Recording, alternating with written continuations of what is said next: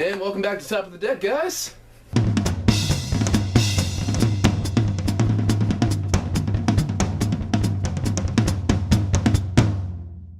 that's how we do the cape stick. I like it. Yeah, it's good stuff. So, Team APS here, and this is Paul, and we got a phone so we can do a video, because that's how Team APS does stuff. No, seriously, have you ever seen their videos? That's what they do. No, I've never seen their videos. videos. They're actually they're a really good YouTube channel, but that's how they do their videos. They pull out their phones and they're like, I have a list of things here to talk about. Just like right blocking the screen, just like you can't see my face. Like pretty much, right? So Ace of Bats here with my boy Stark, and we were going to talk a little bit about getting back into Yu-Gi-Oh, actually, because you know Yu-Gi-Oh is like the Mafia, you never get out. So yeah, it is true. You always get drugged back in somehow. I made a monopoly, couldn't refuse. He did. He helped me build up a brand new deck. Yeah, So what we built? We built Chaos Gears. Yeah, it's crazy. Yeah, that was I actually beat him, believe it or not. I know, right? You guys have never seen me lose on this channel before. Yeah, it's so crazy. we're gonna have to recreate that somehow or another. It's gonna feel scripted though, right? No. It was amazing. It was such a great duel. I should be used to scripted after a few years of what I'm planning on. Fair enough, right? So yeah, this will be something for fans to find on the internet one of these days here. Indeed, That'll be good. But so I guess there are three basic parts about getting back into Yu-Gi-Oh! We wanted to talk about. The first one is why you come back. So, what brought you back? Honestly, just finding my old Yu-Gi-Oh cards inside of a shoebox after years of not even playing with them. I mean, I ended up going to school for a while and completely forgetting about the game entirely, but my sister ended up bringing up a box of Yu-Gi-Oh cards one day in an old Fila box I had back in high school. Yeah.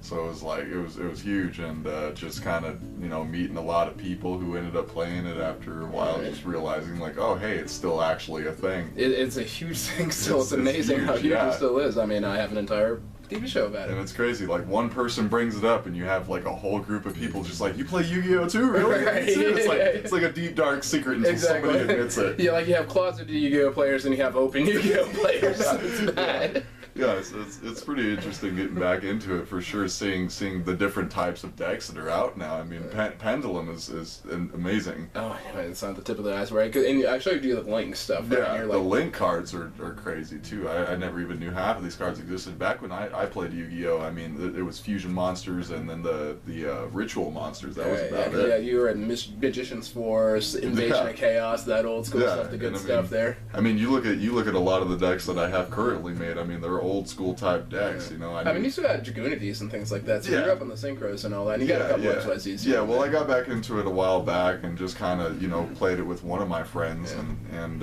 he and I, you know, went our separate ways because he ended up getting a job that was completely different from my job, so, you know, it was just like the hours didn't work out for us to be able to play anymore, and I just kind of put him to the side for a while. Yeah. I enjoyed getting back into it. Yeah, that was fun. What did we decide? I think we're at a party, right? We're doing the Mortal Kombat tournament, right? Yeah. I can't remember. It came up in conversation. No, the Smash Brothers tournament. Smash Brothers tournament too. But the first time I found out you played Yu-Gi-Oh, we were doing the Mortal Kombat tournament there. Yeah, but when we just did the Smash Bros tournament, actually. Is that my Pikachu? That is your Pikachu. That is my Pikachu. This is the Pikachu I actually won. I'm not just the king of games. I'm the Smash champ too. This is the Pikachu I won. Because I won with Pikachu. But yeah, so yeah, we were talking about that because Nash was all about it. Like he's got all of his cards back there too. Yeah. And who was it that... I sold the deck to Patrick. Yeah, Patrick just bought a deck too, so that was lit.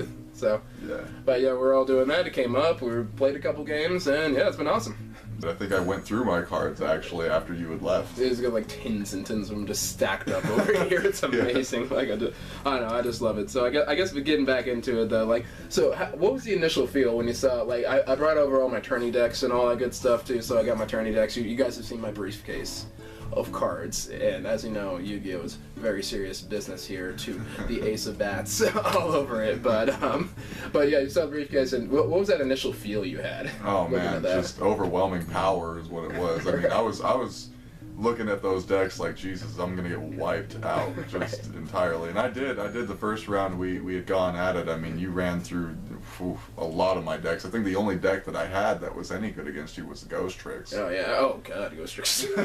Oh yeah. It was Blue Eyes versus Ghost Tricks, the worst possible physical matchup for Ghost Tricks. Yeah, and I pulled out that one monster that kind of screwed me over a little bit. Well, you ate my Shining Dragon with it. I'm sure you guys remember my Blue Eyes Shining Dragon deck profile. I'll link it in the description box below.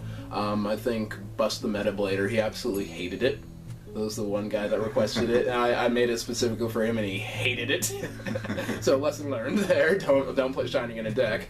But it was so, I don't know. That was such a cool back and forth. Oh yeah, it was back and forth. I mean, it was flipping cards over. I don't even know. What was that? That some super archfiend something or other. You had to get rid of 4 level 1 monsters. We're gonna have to do like a Tech Card Tuesday about that. I think we're gonna have to. You're gonna have to find that. I'm gonna write that down. I'm gonna do a video about that. It was a combination that I had my Jack Frost and a couple of.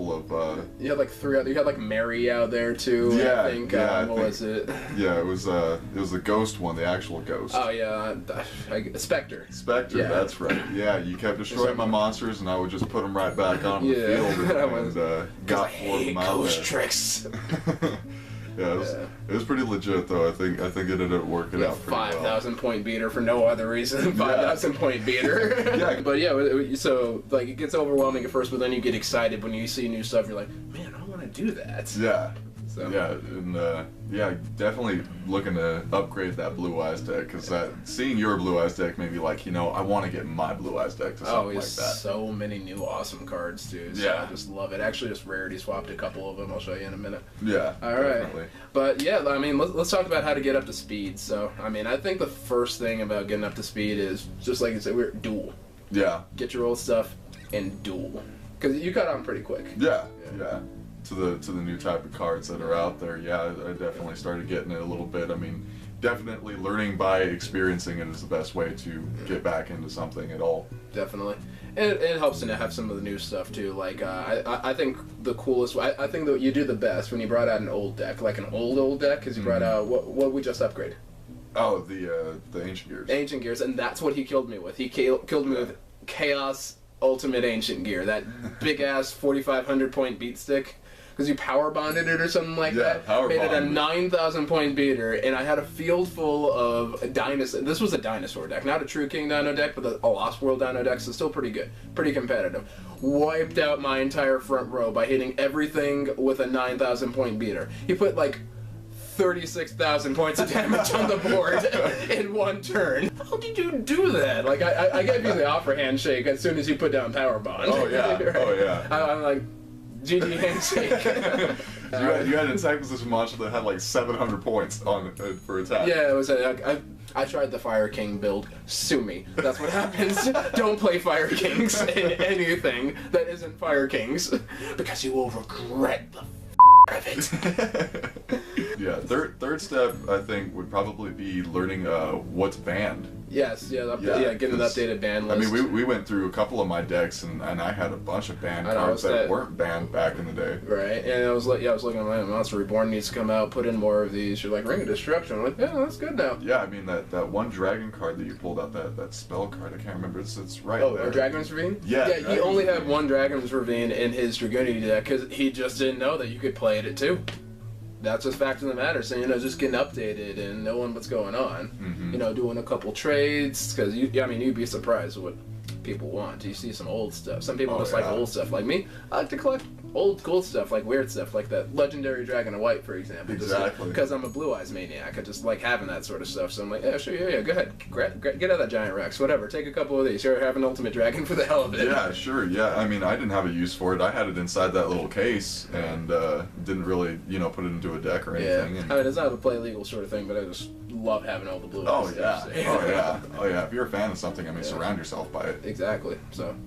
But yeah, I mean, I think that's about it. I think it worked pretty effectively, because that was the first time I've ever seen Ancient Gears play. I had to play something good after that, because the dinos were good. I had to whip out the Big Hero 6 after that. I'm like, I need something I can win with. The Big Hero 6 was definitely a good fight. I mean, yeah. What was it?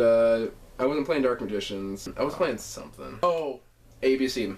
Yeah. ABC Metal Foes. Yeah, the Metal Foes. Yeah, because it had the Zodiacs. That was an too. interesting deck. Oh, yeah, it's a crazy deck, and nobody believes it's good for some reason, but it's actually pretty good. It's a pretty good rogue pick there. Yeah. Yeah, I think I talked about both of them. I mean, the fact that you even self-built it yourself, I mean, it was just a mixture of different types of decks that you had together. It worked out really well. Yeah, I had the core for everything. Like, let's see what goes together. Yeah. Never be afraid to innovate. That's another thing about getting back into Yu-Gi-Oh! Do something new. Do Yeah. something new. So, always good stuff. Definitely. But yeah, I mean, I'm looking forward to trying out some more decks, so we're gonna have to get down. Definitely, man. Well, man, we got time. Nash ain't showing up for a bit, so no kids today. So hey, let's go. All right, guys. Well, that's all the time we have on that bombshell. You got Ace of Bats here. Thank you for having me, Stark. All right, we're signing out.